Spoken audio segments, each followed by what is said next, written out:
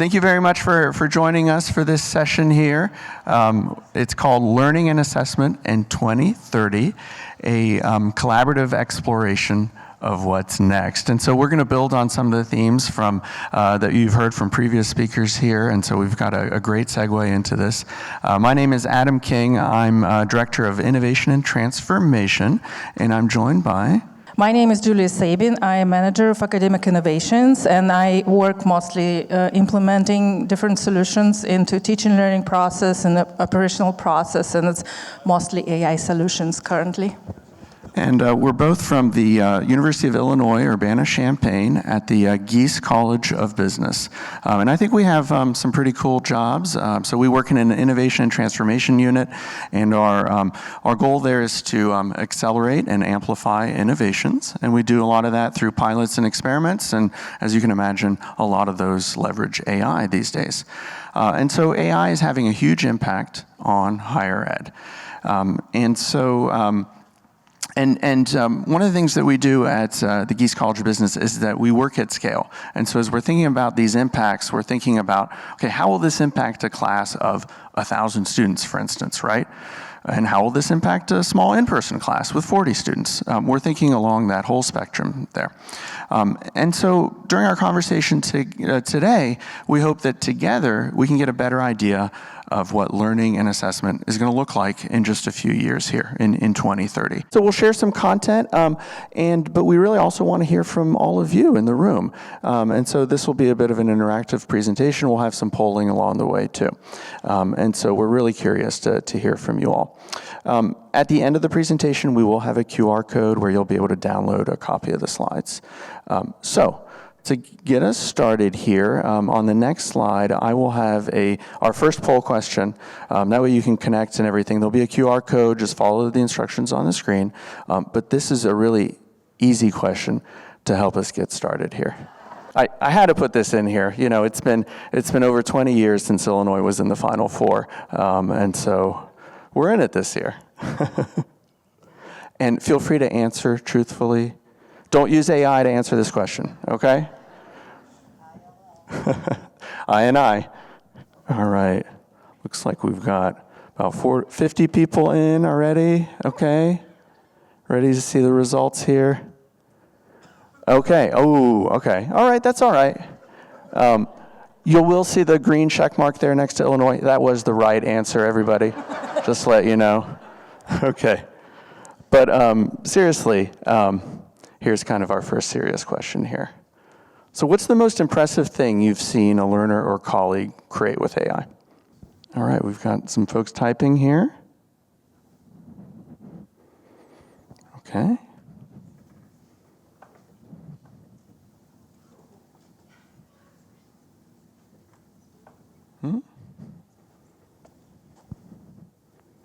Yeah, I like the short film. That was interesting. I like interactive educational games. Yeah. Okay, some people, maybe are highlighting process here as well. So using AI to maybe show process, right? Getting feedback. So probably feedback to the students, right? Could also be feedback to the instructor too, right? Okay. And we've got, also, some folks that maybe aren't as impressed. Okay. All right. Yeah, digital twin, right? That's maybe indistinguishable from the actual real person. Yeah, and those are getting better and better. So there's lots of great examples here. And, as we think about where we are today with AI, just a few years ago, creating these things was really hard, right? Probably time consuming, used a lot of resources, but now with AI, our students can create these things in a matter of minutes. And so if our students can do that, how does that change how we teach and assess? How do we know if they actually learned something? And just a bit of a reality check here. I mean, we've heard that, AI maybe it represents a crisis in higher ed. But really, we've had some students that have in the past passed on, the work of others as their own, right? This isn't necessarily a new problem. Students have taken shortcuts in the past. And then on the flip side, we've also just assumed that learning just happens, right? And that these artifacts that the students were creating were somehow a proof of that learning. And so I think AI has exposed both of these things, as a problem just because it's so accessible and it's so immediate here. So let's look at a framework to think about what assessment is actually for and how it impacts learning. So when we think about future of assessment, we suggest to use this framework: assessment of learning, assessment for learning, and assessment as learning. Assessment of learning is when we basically evaluating artifacts. It's mostly summative assignment. Assessment for learning is mostly formative. We evaluating learning progress, we give productive feedback, and go back to that cycle of learning. And assessment as learning, where we introduce metacognition, we can actually evaluate metacognition. And in the current, before AI, it was hard, especially in that large-scale environments like we have, it was hard to get to the assessment for learning and assessment as learning. And yesterday at keynote, we heard that any task can be automated. And AI exposed learning crisis, as Adam mentioned, but AI also gave us opportunity to completely redesign teaching and learning practices. So we can move from assessment of learning to assessment for learning and as learning as our regular practices, so we will change this balance. Let's measure temperature and tell me, raise your hands if your institution or you have mostly assessment of learning as your assessment practices. Yeah, quite a few. Raise your hands if you have pretty good amount of assessment for learning. A little bit less. And raise your hand if you have assessment as learning. When you measure metacognition, student planning their own learning, student assessing too. Yeah, so that's where we're heading, and we have opportunity to do this right now. And let's use this framework to plan what to come. And we will use it not as a checklist, but as a lens for what assessment is actually designed to do. So we're moving towards the direction to introduce more for learning and as learning assessments. And when students produce artifacts, and using AI now to produce these artifacts, we all highlight the problem of academic integrity. But the thing is, you might be surprised, students don't see it as an academic integrity issue. They don't see it as a cheating. They think it's natural to use AI to produce their work. How many of you use AI to produce reports or presentations? Yeah. Is your department restricted to use AI to do this? No. So we switch thinking of how students use AI, so we need to help them to move to the direction of metacognition. They need to realize, how do I learn? What do I do to learn? Manage their learning, and AI will be part of that cycle. But to overcome it, we need to help students develop this skill. And we've been testing some of these assignments, which can fall into the for learning and as learning buckets at Gies, and Adam will tell a little bit more about that. Yeah, and so here's a few that we've selected to share today. And one of the underlying themes with these AI experiments and pilots that we've undertaken is that, with each one, we're setting out to answer, one question, but a lot of times what we're seeing is that it's bringing up, additional questions, right? So some deeper questions that we should be thinking about. Just to give you an idea of this, for instance, we found that AI, in a carefully curated and tuned system, can actually work really well for grading and providing feedback to learners. And so we've actually graded and provided feedback to, I think, over 100,000, different answers from students now. We've used AI assistants to do that. One of the things that we found is that it's working really well. And so, what does that mean if you're then removing a bottleneck, a traditional bottleneck, which is how much feedback can you provide, how many TAs do you have, and the faculty time, et cetera. So what can you do now that you've removed that bottleneck? Can you provide more frequent feedback? Can you provide more complete feedback? Can you restructure your assignments to take advantage of that? Also, we use chatbots not just for student support, but a text chatbot can be used for an interactive activity to guide a learner through a unique, customized scenario for them, right? And that works pretty well. But then the question becomes, okay, well, do you use those? How do you choose those activities that should be face-to-face with the faculty member, with the student peers, and which should be with the chatbot, right? What's the balance there to find? We found that we're very big on building and having the students build things with AI. And in some courses, you can just ask the student to sketch out an idea, right? Maybe an idea for an app, a design for an app, or a new business, or a process, et cetera. And then the students can then work with something like Google's AI Studio and actually have a working prototype of that app without having to know how to code, right? And they can go back and forth, they can make adjustments, they can try it out, they can fail, they can iterate, et cetera. So how do we, assess that co-creation process, right, with the AI? And then we have certain MOOCs where the faculty's lecture videos are delivered entirely by their avatar. So the faculty member never had to step into one of our studios. So how does that change the relationship, between the faculty and the students, and what's important in terms of keeping what should be kept as like a human interaction, right? And what is a human interaction too, right? So lots of big questions here to be thinking about, and we don't necessarily have the answers to all of these, but we bring them here as an example of things that you'll probably encounter as you continue to experiment as well, and things that you're probably wrestling with too. And so, where do we go from here? So we heard yesterday that the multiple choice question is dead. We heard today maybe it's not dead, I don't know, but the essay is dead. So I think there's truth, to all of that. So what could we do instead? And how can we shift from evaluating answers to evaluating thinking?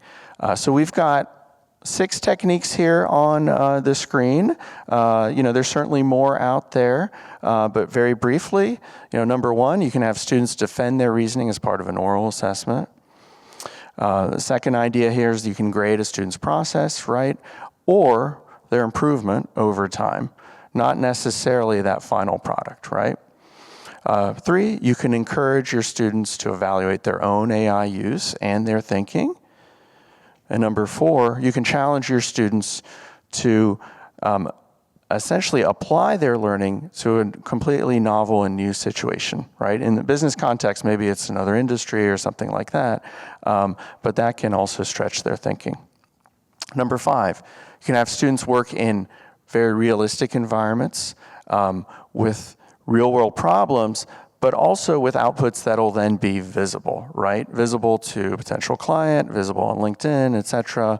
And number 6, you can build in rapid and frequent iteration and have your students build prototypes, try things, iterate, and changing from that mindset of, oh, failure is actually, I'm going to fail and get a bad grade, to actually failing can be a beneficial thing, right, and a way to learn. So some of you are, I'm sure, already doing versions of these, and maybe more things too, other things that are not on this slide. And we'd love to find out a little bit about those. So we've got another poll question for you here. How have you already changed your teaching or assessment because of AI? This is some answers like back to paper, nothing. And feel free to, if you want to +1 any of these or react with some of the emojis that are available on the platform, you can. Okay. Incorporating discussions around AI ethics. That's great. And some folks are going back to, in-class paper exams. And, I think that there's, there's a setting for that, right? And certainly if you have an in-class class, it's easier to do that.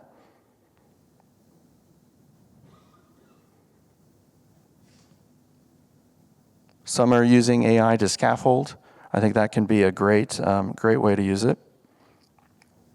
Less homework and more in-class, right? That can be challenging though, because you only have, a finite amount of time in class, right? Sharing chat transcripts, I think that can be a way to show process. Oral and video presentations can be supported by AI too now.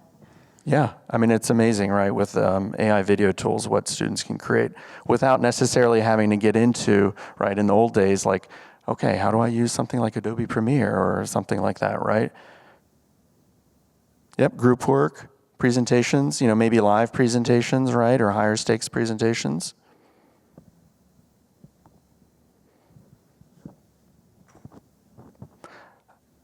Interesting, service learning projects, that's pretty cool. Not sure what to do with online assignments. All solutions we have, I feel like we have for online assignments. Yeah. So we've got lots of great ideas here, and some concerns too.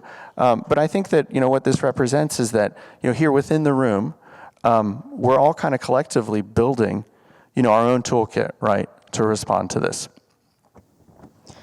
So there's a big variety of changes which are happening now, and it's all, we all clustering these changes everywhere, sometimes without any guidance, right? And when we look at the learning itself, we think that assessment and learning, the line between this will dissolve. But where learning going and what learning will become, we suggested several ideas here, but AI gives us a lot of opportunity to expand practices of learning, practices of teaching.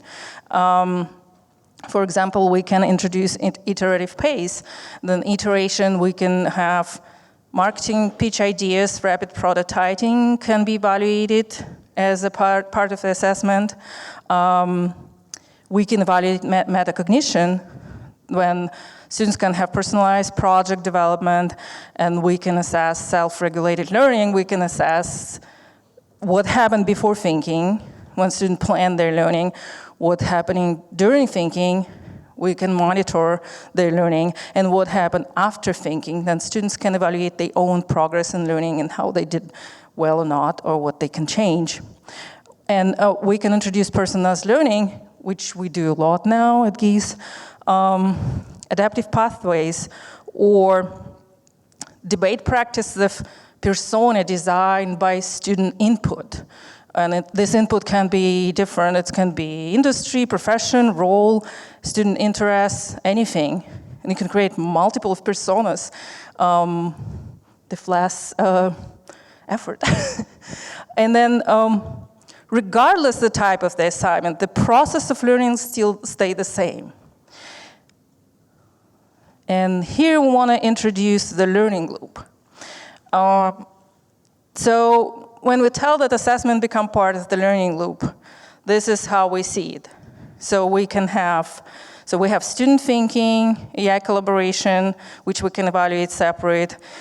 AI collaboration can be out of that loop, but we decided to highlight it here because it's a important part of AI literacy, which we can implement in our learning process, and this will be easier to evaluate.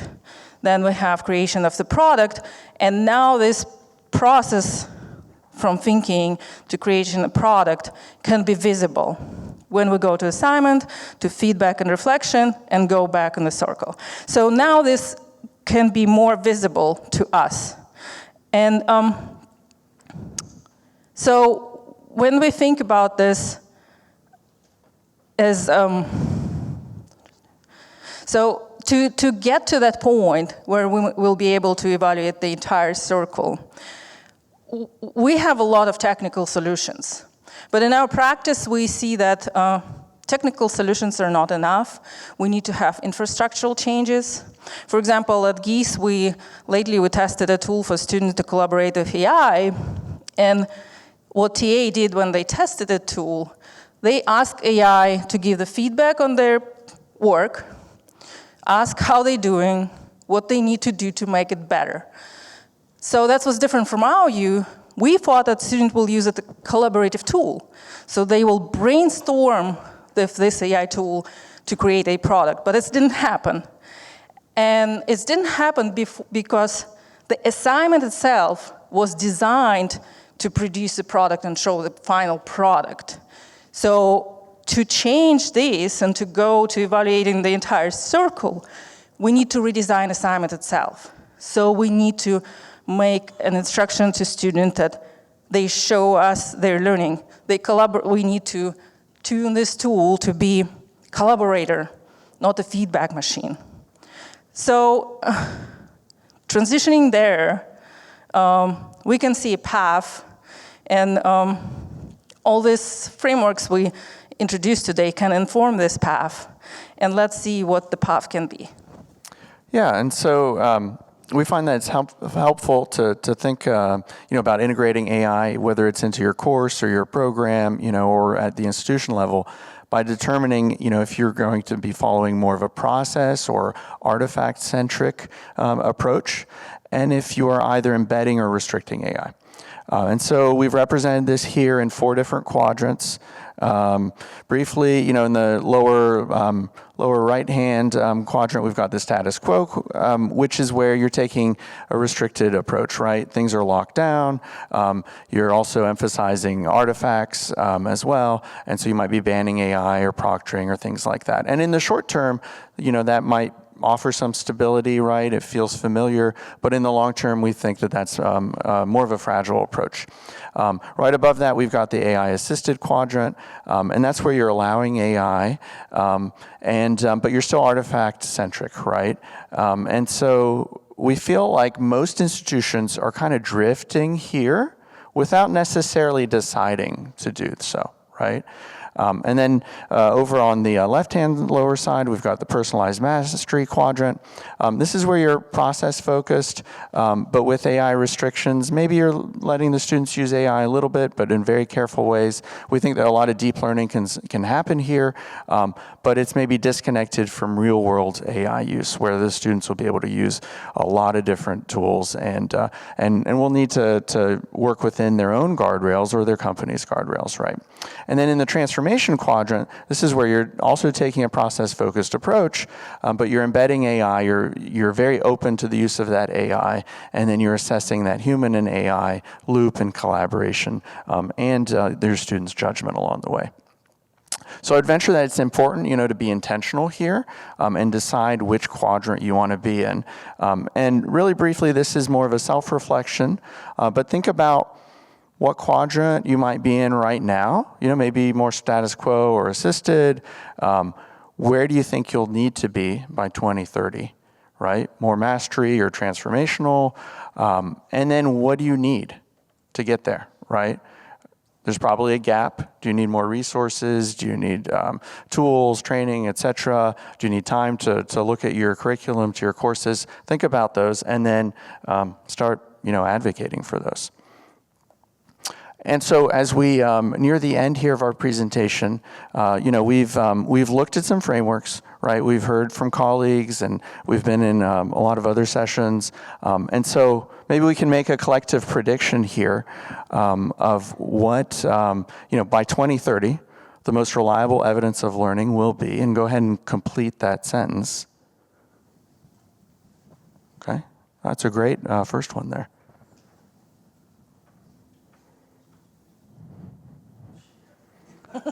Okay, yeah, online asynchronous. Oh, Illinois winning, thank you. I hope so. I don't know, we'll see. It'll be crazy on Green Street in Champaign if we win. making student thinking visible, being able to continue to learn, critical thinking, yeah, right.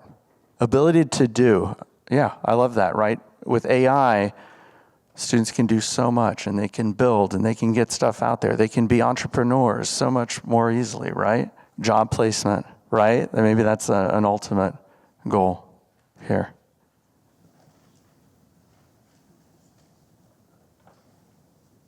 All right.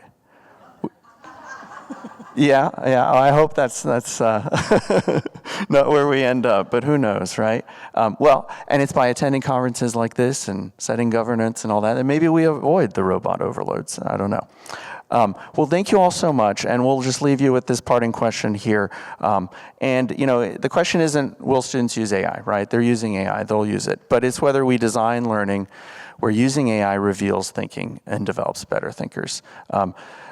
Please feel free to reach out to us with questions, and we're here for the remainder of the conference. We're happy to talk with folks and learn from all of you as well. And we also have a QR code here where you can download the slides. Thank you very much.